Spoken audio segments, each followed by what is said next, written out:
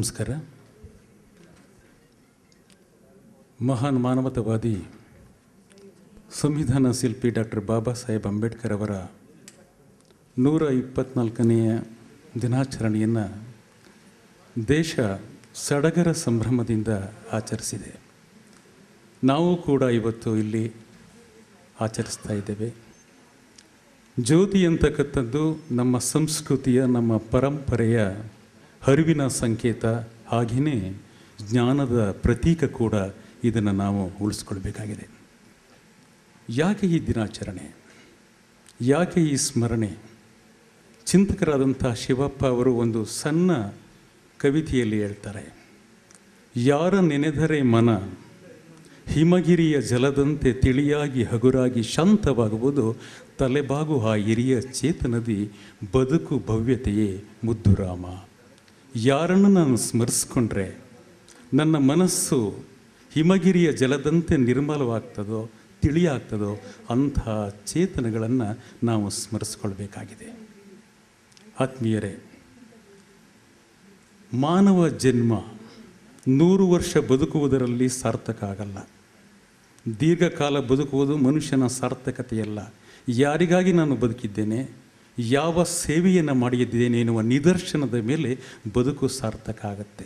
ಬದುಕು ಪ್ರದರ್ಶನವಾಗಬಾರದು, ಬದುಕು ನಿದರ್ಶನವಾಗಬಾರದು. ಅಂಥ ನಿದರ್ಶನದ ಪ್ರತೀಕವೇ ಡಾಕ್ಟರ್ ಬಾಬಾ ಸಾಹೇಬ್ ಅಂಬೇಡ್ಕರ್.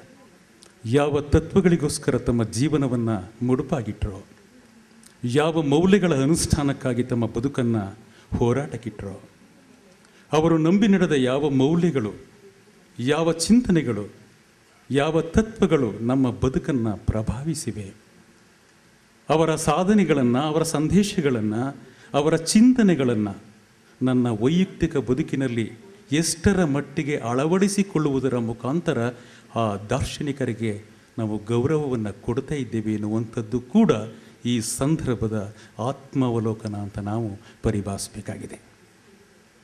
ಭಾರತದ ಸಾಂಸ್ಕೃತಿಕ ಇತಿಹಾಸದಲ್ಲಿ ಕತ್ತಲೆಯನ್ನು ದೂರೀಕರಿಸಿ ಅರಿವಿನ ಸೊಡರನ್ನು ಕೊಟ್ಟಂತಹ ಚೇತನರು ಅಂದರೆ ಬುದ್ಧ, ಬಸವ, ಅಂಬೇಡ್ಕರ್.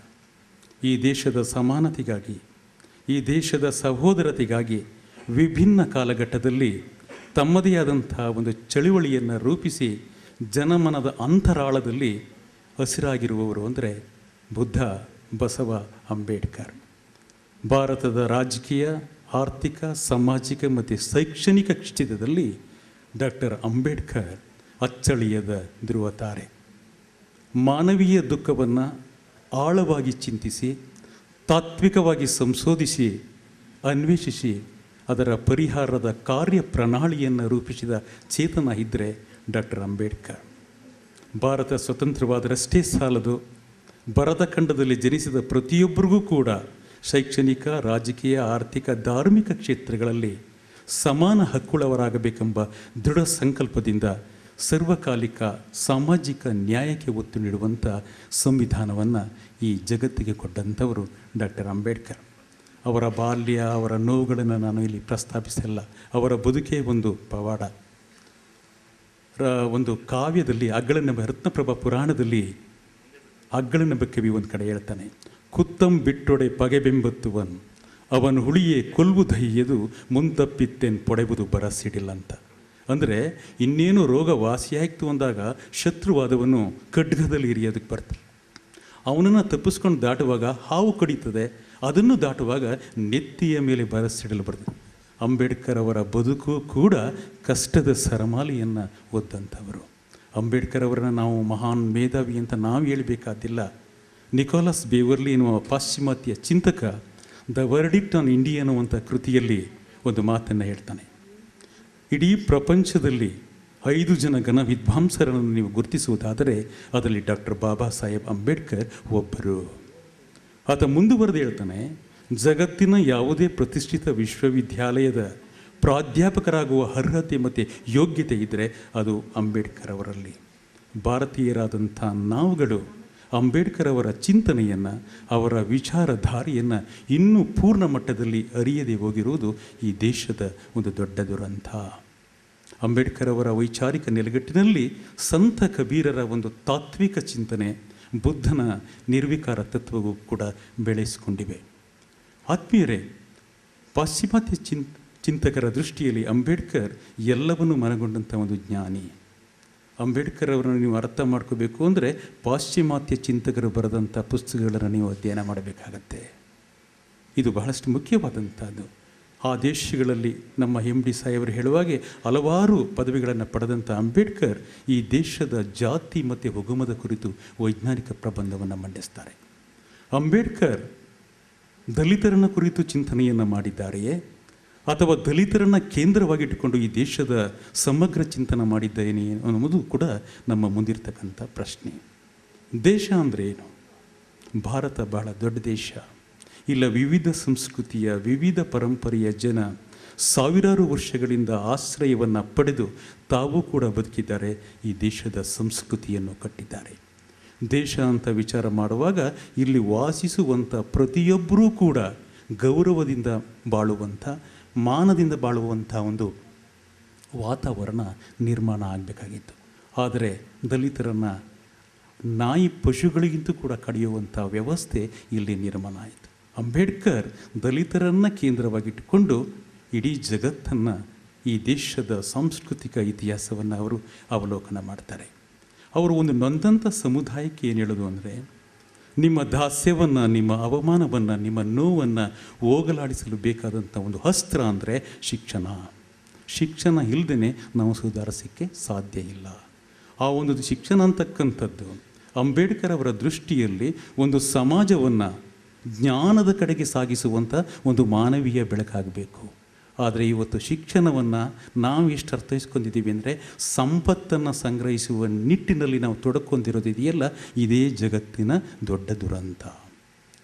ಮಾನವನ ನಾಗರಿಕತೆಯ ಇತಿಹಾಸವನ್ನು 10 ಸಂಪುಟಗಳಲ್ಲಿ ಬರೆದಂಥ ವಿಲ್ಡಿಯೋ ರಾಂಟ್ ಎಜುಕೇಷನ್ ಅನ್ನೋದರಲ್ಲಿ ಒಂದು ಮಾತನ್ನು ಹೇಳ್ತಾನೆ, education is the transmission of civilisation.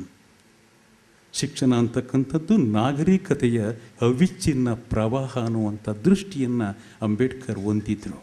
ಅವ್ರು ಅಂದ್ಕೋತಾರೆ, ಶಿಕ್ಷಣ ಇಲ್ಲದೆ ಇರೋದರಿಂದ ಬುದ್ಧಿ ನಾಶ ಆಗ್ತದೆ, ಬುದ್ಧಿ ಇಲ್ಲದರಿಂದ ನೈತಿಕತೆ ನಾಶ ಆಗ್ತದೆ, ನೈತಿಕತೆ ಇಲ್ಲದರಿಂದ ಕ್ರಿಯಾಶೀಲತೆ ನಾಶ ಆಗ್ತದೆ, ಯಾವಾಗ ಕ್ರಿಯಾಶೀಲತೆ ಇರೋದಿಲ್ವೋ ಅವನು ಮೌಢ್ಯಕ್ಕೆ ದಾಸನಾಗ್ತಾನೆ.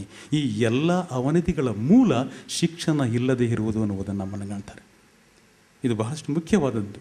ಯಾಕಂದರೆ ಇವತ್ತು ಸರ್ಕಾರ ಶಿಕ್ಷಣವನ್ನು ಒಂದು ರಾಷ್ಟ್ರೀಯ ಬಂಡವಾಳವನ್ನು ಮಾಡಿಕೊಂಡಿರೋದು ಕೂಡ ಅಂಬೇಡ್ಕರ್ ಅವರ ಒಂದು ದೂರಗಾಮಿತನ ಮತ್ತು ದೂರದರ್ಶಿತ್ವಕ್ಕೆ ಒಂದು ನಿದರ್ಶನ. ಅವರ ತ್ರಿವಳಿ ಮಂತ್ರಿಗಳಲ್ಲಿ ಶಿಕ್ಷಣ ಸಂಘಟನೆ ಹೋರಾಟ ಮೊದಲಿಗೆ ಪ್ರಾಶಸ್ತ್ಯ ಕೊಟ್ಟಂಥದ್ದು ಶಿಕ್ಷಣ ಅನ್ನುವಂಥದ್ದನ್ನು ಅರ್ಥೈಸಿಕೊಳ್ಬೇಕಾಗಿದೆ. ಆತ್ಮೀಯರೇ, ಈ ದೇಶದ ಸಂವಿಧಾನವನ್ನು ಪ್ರಜಾಪ್ರಭುತ್ವದ ಪ್ರಮುಖ ಆಶಯದ ಭೂಮಿಕೆಯಾಗಿ ಈ ಸಂವಿಧಾನ ಹೊರಬಂದಿದೆ.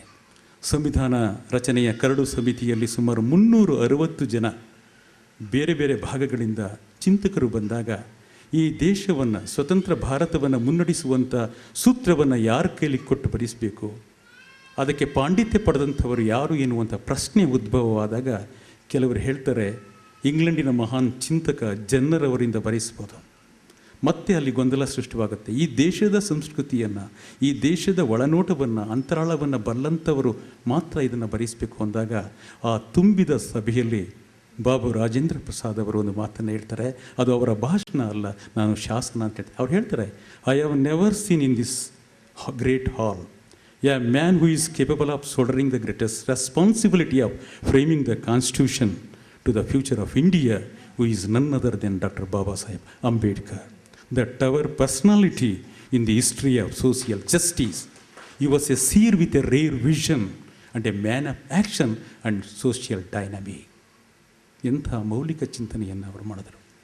ಕರಡು ಸಮಿತಿಯನ್ನು ರಚಿಸಿ ಸಂವಿಧಾನವನ್ನು ತಯಾರು ಮಾಡಿದಾಗ ಅವರೊಂದು ಹೇಳ್ತಾರೆ, ಈ ಸಂವಿಧಾನ ಪ್ರತ್ಯಕ್ಷ ರೂಪಕ್ಕೆ ಹಿಡಿಯುವಂಥದ್ದು. ಯುದ್ಧ ಕಾಲದಲ್ಲಿ, ಶಾಂತಿಯ ಕಾಲದಲ್ಲಿ ಈ ದೇಶವನ್ನು ಏಕಸೂತ್ರದಲ್ಲಿ ಹಿಡಿಯುವ ಸಾಮರ್ಥ್ಯ ಸಂವಿಧಾನಕ್ಕಿದೆ. ಸಂವಿಧಾನದ ಆಶಯಗಳು ನ್ಯಾಯಾಚರಣೆಯ ಸಾಗದಿದ್ದಲ್ಲಿ ಅದರ ದೋಷ ಇರೋದು ಸಂವಿಧಾನದಲ್ಲ, ಕಾರ್ಯಾಚರಣೆ ಮಾಡುವವರ ಮೇಲೆ. ಇದು ಸತ್ಯ. ಇದು ಸಂವಿಧಾನದ ಆಶಯಗಳನ್ನು ಅಂದೇ ನಾವು ಮಾಡಿದರೆ, ಯಶಸ್ವಿಯಾಗಿ ಜಾರಿಗೊಳಿಸಿದ್ದೆ. ಆದರೆ ಬಹುಶಃ ದೇಶದಲ್ಲಿ ಇಷ್ಟೊಂದು ಅಸಮಾನತೆಯನ್ನು, ಇಷ್ಟೊಂದು ವೈಪರೀತ್ಯವನ್ನು ನಾವು ನೋಡೋದಕ್ಕೆ ಸಾಧ್ಯ ಇಲ್ಲ. ಈ ವ್ಯವಸ್ಥೆಗೆ ಬೇಸತ್ತ ಅಂಬೇಡ್ಕರ್ ಬುದ್ಧ ಧರ್ಮಕ್ಕೆ ಶರಣಾಗ್ತಾರೆ. ಬುದ್ಧ ಜಗತ್ತು ಕಂಡಂತಹ ದಾರ್ಶನಿಕ. ಬುದ್ಧನ ವಿಚಾರಧಾರೆ ಯಾವುದೇ ಅತಿರೇಕದ ಎಳೆದಾಟಕ್ಕೂ ನಿಲುಕದೆ ಬಯಲಗಾಳಿಯ ಪರಿಮಳದಂತೆ ಅಂಬೇಡ್ಕರ್ ಅವರನ್ನು ಕೇಂದ್ರೀಕರಿಸ್ತದೆ.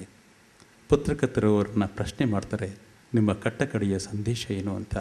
ಅವರು ಮೌನವಾಗ್ತಾರೆ.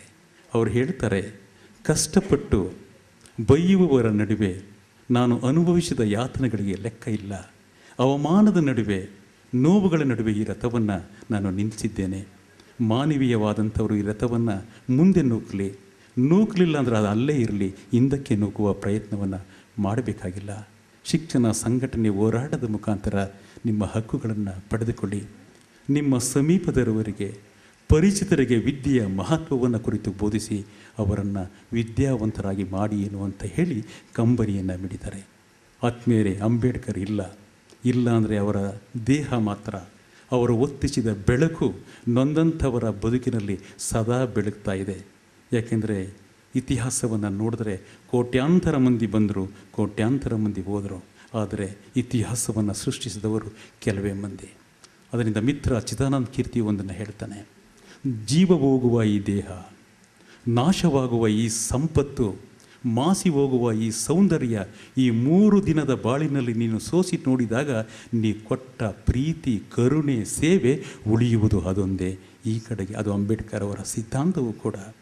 ಅವರು ಒಂದು ಕಡೆ ಹೇಳ್ತಾರೆ, ಶೇಖ್ ಶಾದಿಯನ್ನು ಉಲ್ಲೇಖಿಸ್ತಾರೆ, ತಬ್ಬಲಿಯಾದಂತಹ ಮಗು ನಿನ್ನ ಎದುರುಗಿದ್ದಾಗ ನಿನ್ನ ಮಗುವಿಗೆ ಮುತ್ತು ಕೊಡುವ ಪ್ರಯತ್ನವನ್ನು ಮಾಡಬೇಡ ಎನ್ನುವ ಭಾವದ ಆಶಯವೇ ಅಂಬೇಡ್ಕರ್ ಅವರ ಧ್ಯೇಯ ಆಗಿತ್ತು. ಆತ್ಮೀಯರೇ, ನಾವು ಹುಟ್ಟಿದ್ದೇವೆ ನಿಜ, ನಾವು ಸಾಯ್ತೇವೆ. ಬಂದಿರುವುದು ಕೂಡ ಸತ್ಯ, ಹೋಗುವುದು ಕೂಡ ಸತ್ಯ. ಆದರೆ ಬಂದು ಹೋಗುವ ನಡುವೆ ನಾವು ಮಾಡುವ ಕಾಯಕ ಇದೆಯಲ್ಲ, ಕೆಲಸ ಇದೆಯಲ್ಲ, ಒಂದಿಷ್ಟು ಬೆಳಕು ಕೊಟ್ಟದ್ದೇ. ಆದರೆ ಯಾಕೆಂದರೆ ಈ ಜೀವನ ಗಾಳಿಲಿಟ್ಟಿದ ದೀಪ ಇದ್ದಾಗೆ, ಎಷ್ಟೊತ್ತು ಉರಿತದೋ ಗೊತ್ತಿಲ್ಲ, ಹಾರದಂತೂ ಸತ್ಯ.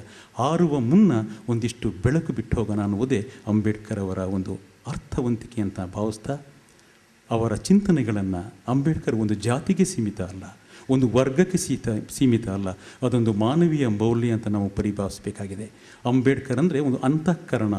ಅಂಬೇಡ್ಕರ್ ಅಂದರೆ ಒಂದು ನೊಂದಂಥವರ ಪ್ರತಿಭಟನೆಯ ಒಂದು ಸಂಘರ್ಷದ ಸಂಕೇತ ಎನ್ನುವುದನ್ನು ಅರ್ಥೈಸಿಕೊಂಡು ಅವರ ಚಿಂತನೆಗಳನ್ನು ನಮ್ಮದಾಗಿಸಿಕೊಂಡು ನಮ್ಮ ಅರಿವಿನ ಮಟ್ಟವನ್ನು ಎತ್ತರಗೊಳಿಸಬೇಕಾಗಿದೆ.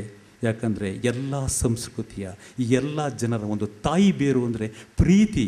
ಆ ಪ್ರೀತಿಯನ್ನು ನೆಲೆಗೊಳಿಸುವ ದಿಕ್ಕಿಗೆ ಅಂಬೇಡ್ಕರ್ ಜಯಂತಿ ಪೂರಕವಾಗಲಿ ಎಂಬ ಆಶಯವನ್ನು ವ್ಯಕ್ತಪಡಿಸಿ ನನ್ನ ಪ್ರಾಸ್ತಾವಿಕ ಮಾತುಗಳನ್ನು ಪರಿಸಮಾಪ್ತಿ ಮಾಡ್ತಾ ಇದ್ದೇನೆ. ನಮಸ್ಕಾರ.